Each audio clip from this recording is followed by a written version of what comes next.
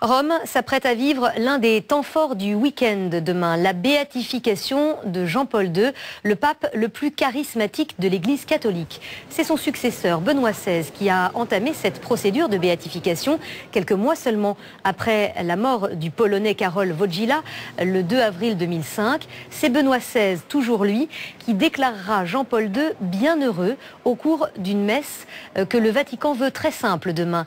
Des centaines de milliers de pèlerins sont attendus pour l'occasion. Reportage de nos envoyés spéciaux Nils Brunelli et Olivier Levasseur. 2000 km à la force des mollets.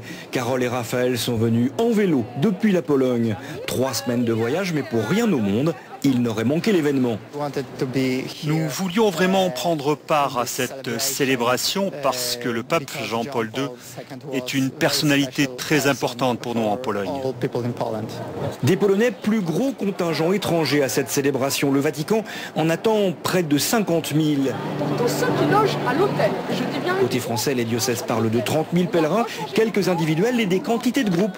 Celui-ci vient de Lyon, ils sont près de 300, dont beaucoup de jeunes de la génération JMJ. Je le fais parce que c'est un homme qui me touche dans ma vie. C'est un super pape, c'est Wonder Pape. Disons qu'il a apporté une image plus jeune de l'Église. Et j'ai pas pu être présent à son enterrement, donc je voulais au moins être présent à sa béatification. Au total, Rome attend près d'1 million de pèlerins, des dizaines de trains spéciaux sont encore arrivés toute la journée. Content d'être arrivé ? Content d'être arrivé. Puis d'attaquer Rome et d'aller à la rencontre de Jean-Paul II.